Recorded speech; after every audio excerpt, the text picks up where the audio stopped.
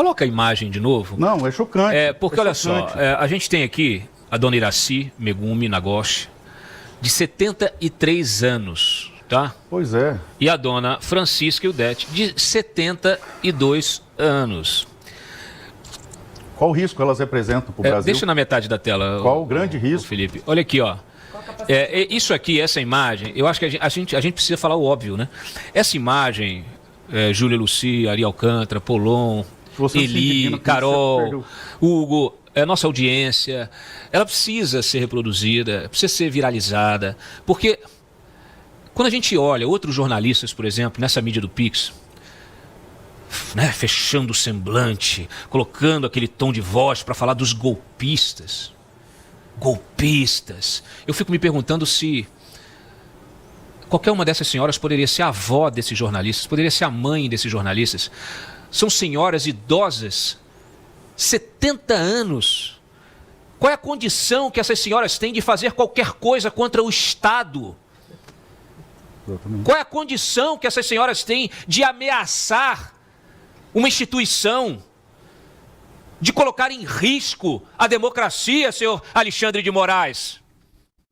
Olha, vocês escreveram e continuam escrevendo, Gilmar Mendes, o capítulo mais sombrio da história deste país, muito pior do que regime militar, do que a ditadura Vargas. Vocês são protagonistas do capítulo mais sombrio da história deste país. Que fique registrado, porque a história será implacável com a memória de vocês. E você, Gilmar Mendes, ainda tem a pachorra de vir a público defender que esse inquérito inconstitucional e criminoso permaneça aberto. O advogado vai entender, Cláudio, que eu vou falar. O AI-5 nosso é o inquérito do fim do mundo. Já repeti isso aqui 1000 vezes. É o rompimento total das instituições. Eu já denunciei algumas vezes aqui que Ari, você tem quantos anos, Ari? 77. 77, um pouco mais velho que as senhoras ali. Eu sei que você é um homem que joga golfe, mas se viesse pra você e falasse assim, vamos dar um golpe, toma aqui uma metralhadora, seja sincero, você teria condição de fazer alguma coisa? Não, eu sei que não teria. E não tinha ninguém com uma metralhadora, não tinha ninguém com revólver. Com metralhadora, a situação mudaria de contexto. Não tem ninguém. Mas não tinha Júlio, eu tô aqui exacerbando no exemplo, para que fique muito claro, não existe golpe sem arma. Não existe golpe sem arma. Não existe rebelião sem arma. O que existe é inconformismo. São pessoas que não sabem, elas se conformaram tanto com a forma como o Alexandre de Moraes conduziu esse inquérito, censurando, prendendo, expulsando as pessoas do país. Quem provocou 8 de janeiro foi Alexandre de Moraes. É pior do que se eu tivesse uma metralhadora. Se nós tivéssemos 30 mil pessoas com metralhadora, nós não teríamos condições. Não existe possibilidade no Brasil, com a atual estrutura das Forças Armadas, de se montar um golpe de Estado. O Brasil foi estruturado, montado e reorganizado a partir de 64 para que não se repetisse mais um golpe de Estado. Essa é a estrutura real. Qualquer pessoa com 2 neurônios sabe que seria impossível o domínio de um país de 220 milhões de pessoas, de 8 milhões de quilômetros quadrados, 6 mil municípios, com um golpe em Brasília de meia dúzia de pessoas. Todo mundo sabe isso, e uma das pessoas que mais sabia disso e lutou contra qualquer pensamento, iniciativa, qualquer coisa, contra isso chamasse Jair Messias Bolsonaro. Sim. Eu tive a oportunidade de conversar com pessoas do governo, inclusive com uma que eu vou dizer o nome, General Heleno, conversando com ele porque eu estava no governo durante a Revolução. Eu sei o que foi 64. Eu estava dentro do Congresso no dia que editaram o AI-5. O que nós estamos vendo aqui é muitas vezes pior do que aconteceu no AI-5. Inúmeras vezes os parlamentares, se existia ainda algum daquela época, que uns que eu convivi, Hermano Alves, Davi Lerer, Márcio Moreira Alves, Lígia de Hotel de Andrade, outros tantos que eu vi, que convivi no Congresso, podem dizer que não foram perseguidos como são os de hoje. Nós estamos vivendo uma semelhança de um regime literalmente stalinista.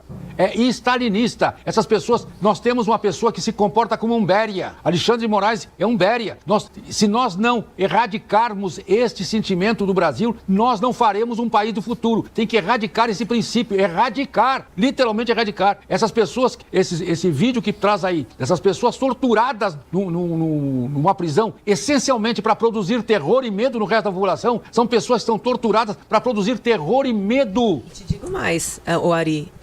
Dessa semana, provavelmente, a gente vai ver o PL da dosimetria ser votado. Pelo menos essa é um insulto. É o bastidor que eu insulto. Tive aqui de senador. Sim, aqui. vota no Mas dia 30. por que será que libertaram essas idosas agora? Será que não é para dar o argumento assim, não precisa aprovar a dosimetria, não, porque os mais idosos já foram liberados. Que é engraçado, nessa semana, né? Eu acho, assim, de uma coincidência curiosa, né? Pra baixar a fervura, né? Normalmente, quando esse movimento, Júlia, é cortina de fumaça pra alguma coisa pior que tá vindo por aí. Sempre. Sempre. Agora, quando eu estava respondendo ali no Conselho de Ética, até foi um dia que eu fiquei sozinho ali, porque o Van Hatten estava do meu lado, mas de resto, o plenário estava vazio. E a gente praticamente sofrendo um procedimento inquisitorial ali. Foi quando surgiu esse troço da dosimetria, numa reunião que nós que estávamos ali fomos impedidos de participar. Por quê? Porque sabiam que se a gente tivesse, a gente não ia aceitar fácil. Eu tive acesso ao texto durante o Conselho de Ética, e enquanto estava sendo ali sabatinado, perguntado e fazendo a minha defesa, eu li o projeto, eu fiz o cômputo das penas, eu fiz o desconto e mandei, eu fiz um tweet, falei, gente, isso aqui é um engodo, vai no máximo, o de 27, a gente foi condenado de 27, no máximo vai para 22, 14 vai para 8, eu fiz uma tabelinha, eu mostrei isso aí. E aí, foi um dos dias mais terríveis da minha vida como parlamentar, porque eu recebi a ligação de famílias que pediam, pelo amor de Deus, para passar isso, porque eu não aguentava mais que ele passasse qualquer coisa, de outros um pouco mais incisivos para não passar. Eu liguei para minha família, pelo amor, não vota, isso aí é um absurdo. Por quê? Quem tem 2 neurônios, igual o senhor falou, quem tem 2 neurônios, quem não tá babando na gravata, sabe que esses processos procedimentalmente são absurdamente nulos. E que materialmente não existe crime algum. É o exemplo clássico de crime impossível. É a tentativa de homicídio com uma banana. Segurando uma banana. Tentativa de homicídio é a mesma coisa. É a mesma coisa. E aí, só para fechar, fiz o alerta e no plenário, quem assistir vai ver que eu fui instado publicamente para que desse o meu voto favorável. Atendendo as famílias e na minha manifestação disse contrariado como advogado, contrariado como professor de direito, contrariado como parlamentar e principalmente contrariado como ser humano. Eu votei favorável a isso e votaremos a favor da derrubada do veto. Mas é cruel, é de uma crueldade absurda. Eu volto a dizer, pautem a anistia, porque nós temos votos para passar. Simplesmente isso, pautem a anistia. Nós temos votos para passar. E senadores que estão vindo à reeleição, vocês tinham que ter vergonha de andar na rua, porque a dor dessas famílias lhes é imputada por sua omissão dolosa. Vocês não estão fazendo o que deveriam estar fazendo, que é limitar esses abusos. Aos que vêm à reeleição, são poucas as raras exceções dos que estão lá que defendem essas pessoas. Está faltando na política, mais do que técnica, do que qualquer outra coisa, humanidade. A maioria aqui, claro, tornaram-se psicópatas. E veem as pessoas como bicho, como número, como pedaço de carne, que só interessa em ano eleitoral. E essas Exatamente. pessoas... Deixa eu só queria fazer um comentário. Eu preciso ir encerrando aqui. Um comentário simples, que fala em tortura. Pergunte ao Zé Genuíno como ele foi torturado. Só isso. Zé Genuíno, responda, diga a sua tortura. Carol Esponza, Eli Vieira, comentários finais, Hugo Queiroz. Bom, do 8 de janeiro, parabéns, Polon. É exatamente isso que a gente está esperando há muito tempo. Alguém que se posicione sobre os abusos que a gente está vivendo ali. A gente já teve o Clezão morto, a gente tem todas essas senhoras torturadas. Felipe Martins, tá, que segue sendo torturado, né? Agora foi decretada trânsito julgado antes do tempo do caso dele, a gente já esperava isso, ele está preso, acho que já 800 dias, né?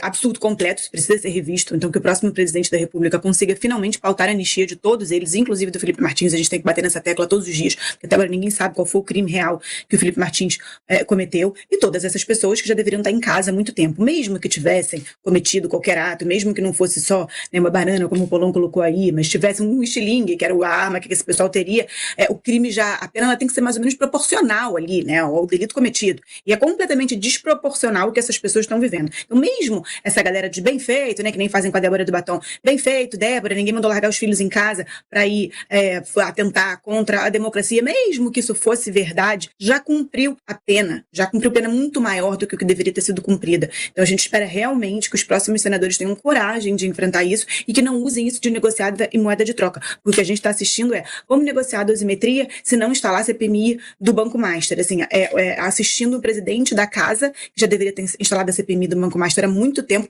negociando com a vida de pessoas inocentes. Nada pode ser mais baixo, nada pode ser mais sórdido do que essa negociata que está sendo feita. Então, assim, espero que o Congresso tenha coragem de falar não, a gente vai continuar negociando a dosimetria, vai continuar negociando anistia ou qualquer tipo de redução da pena e vai instalar a CPI do Basta, porque é isso que o Brasil espera.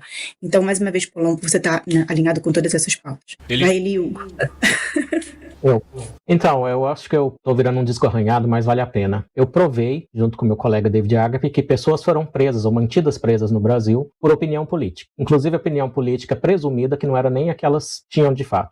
Isso é grave. Não interessa para mim se a Malu Gaspar quer xingar o meu trabalho de versão golpista da Vaza Jato, como ela alegou. Não me interessa se me xingam de bolsonarista, se me xingam de fascista. O fato continua ali. O fato pode até esfriar em termos jornalísticos, mas ele continua sólido. Quando é que vão lidar com o fato? É isso. Hugo Queiroz. O Polon foi muito feliz e se eu fosse eleitor no Mato Grosso do Sul, com certeza teria o meu voto e meu apoio aí, muito por essas causas aí que são absurdos, verdadeiros, né? Principalmente essa perseguição. E acho que um tema importante também que o Senado e os senadores têm que trazer para essa eleição é uma reforma do judiciário e colocar em discussão, pelo menos, um projeto sobre pena capital ou prisão perpétua para corrupção, e só assim a gente vai conseguir estancar muito do que a gente está vendo agora, né? Eu acho que esse fator corrupção é que trouxe essa percepção e essa psicopatia que o Polon colocou de tratar as pessoas como apenas um voto, um objeto, ou esquecer que ali tem uma família, esquecer que ali tem uma vida e toda uma dedicação por trás. E o que a gente viu aí nesse vídeo dessas duas senhoras é um absurdo enorme. Lembrei, tocou aqui da minha avó. Imagina, minha avó tem um pouco mais de idade, mas não seria nem um pouco capaz de dar um golpe, como ele foi bem infeliz, uma banana pou ali, né, para mostrar que não tinha a menor hipótese. E o que a gente está vivendo aqui é uma total, completa perseguição aos opositores políticos, porque o Estado é corrupto e todo corrupto praticou crime e tem um medo enorme de ir para a cadeia. Então a gente precisa colocar esses caras na cadeia e precisa fazer essa reforma do judiciário. Sem ela, a gente vai ficar aqui só discutindo novamente qual vai ser o próximo escândalo de corrupção. E cada vez maior, cada vez maior. Muito bem. Obrigado, gente. Carol, obrigado, Hugo. Obrigado, Eli. Valeu. Beijo no coração pra vocês. Eu tenho aqui minhas dúvidas se há caminho, né? Porque quando a gente vê, vamos fazer reforma do judiciário, aí o STF declara inconstitucional a reforma. Vamos fazer impeachment, aí o Gilmar Mendes que a palavra final é deles, que o impeachment não vai. CPI também não pode. Gente, desculpa, assim, a coisa escalou a um grau que todos os editoriais hoje dos jornais, que só agora caiu a ficha nessa turma, da mídia, alguns ainda estão envergonhados, mas deveriam admitir publicamente o erro brutal, colossal, de terem apoiado essa narrativa ditatorial. Ninguém tira mais o poder desses senhores. Eu desafio qualquer parlamentar aqui, qualquer candidato à presidência da República, a Papa, que consiga colocar uma solução para o que está acontecendo. Não há solução. O movimento do Gilmar foi nesse sentido, desde ali do Alessandro Vieira agora para o Zema. E desculpem, muita gente aí, isso aí é uma combinação. Não tem combinação. Não. Desculpa. Parem de espalhar fake news também, de construir narrativas que inclusive esvaziam o tema central. Porque o Zema com o Gilmar, não sei o quê. Hoje eu até fui no Twitter mais cedo, fiz uma ironia em relação a isso, que também tem que explicar as ironias agora. Falei assim, o Zema não faz esse tipo de acordo, não teria como fazer, não é um sujeito que faça esse tipo de coisa.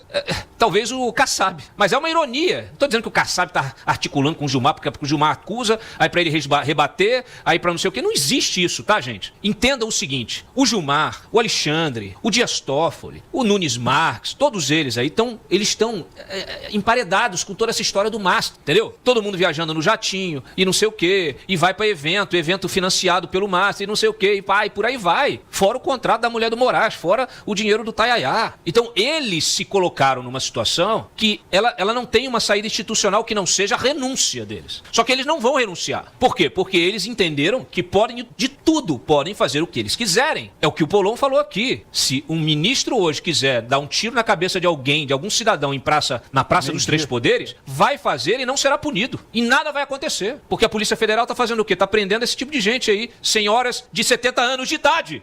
Então não tem impeachment, porque o impeachment não passa. Não tem CPI, porque CPI não passa. Não tem reforma do judiciário, porque reforma não passa. Posso? Quer falar? Quero. Para terminar? Então fale. Me despedir das pessoas, dizer o seguinte: a direita no Brasil ainda é um experimento. A gente está tateando. Enquanto a esquerda tem mais de 100 anos, a gente está aprendendo. 100? Não, mais. No Brasil. Tem 100 e pouco no Brasil. A gente está indo por tentativa e erro. Eu confesso a você, eu sou bem cético e todas as noites eu tenho essa mesma reflexão que você faz. O que adianta? Só que se eu perder a esperança, claro, não me sobe mais nada. Então eu apresento como alternativa a gente tentar o que nunca se tentou na história do Brasil, que é eleger senadores sérios, com coragem. Porque, no geral, o Senado virou aposentadoria de político que já passou por tudo. Vou me aposentar, vou pro Senado, que faz todas as construções e acaba indo. Agora, com uma proposta clara, direta, dizendo nós vamos colocar o dedo na ferida, ou cairemos tentando, nós vamos limitar o poder, ou sofreremos as consequências que são gravíssimas, tentando, nunca se tentou. Eu conheço pouquíssimos que estão dispostos a arriscar a própria liberdade para salvar essas pessoas e o país. Mas ainda existem. Mas posso assegurar que os que vêm à reeleição tinham que ter vergonha de estar pedindo voto e sair na rua hoje. Vergonha, porque nada, ou pouquíssimos fizeram, a ponto de deixar chegar no ponto que chegou. Então eu digo a você, todas as noites, eu escuto uma voz que fala, desiste porque não tem jeito. Só que como cristão eu me recuso a perder a esperança, que é a última coisa que sobrou para mim, é a esperança. E ela subsiste na fé e na expectativa de tentar algo novo que nunca foi tentado. Colocarem ali pelo menos 2, 3 que sejam, que tenham coragem de subir naquele púlpito do plenário da Casa Azul, lá do tapete azul, e apontar e dar nome aos bois e fazer as cobranças necessárias que precisam ser feitas, ainda que isso custe a nossa liberdade. Porque ir pra guerra não é gostoso. Ninguém quer ir. Não é bom. Mas se não tiver meia dúzia de homens com coragem de ir pra guerra, a civilização já tinha acabado. Então existem momentos que a gente tá num cenário de guerra que os homens precisam se levantar e fazer o seu papel e pagar, infelizmente, um preço alto, mas que alguns estão dispostos a pagar. Eu faço questão de falar do Sanderson, do Marcel, do Bruno, lá de Rondônia. São pessoas que a gente sabe que na hora do seca-bagaço, na hora que esticar o cipó, não vai dar. O Hélio Negão, que se for lá pra dentro também, vai pra cima. Ou seja, infelizmente, dá pra contar nas mãos, dos dedos da mão, sem dedo do Lula. Mas a gente precisa de senadores com compromisso, coragem e sem medo de sofrer as consequências caso elas venham.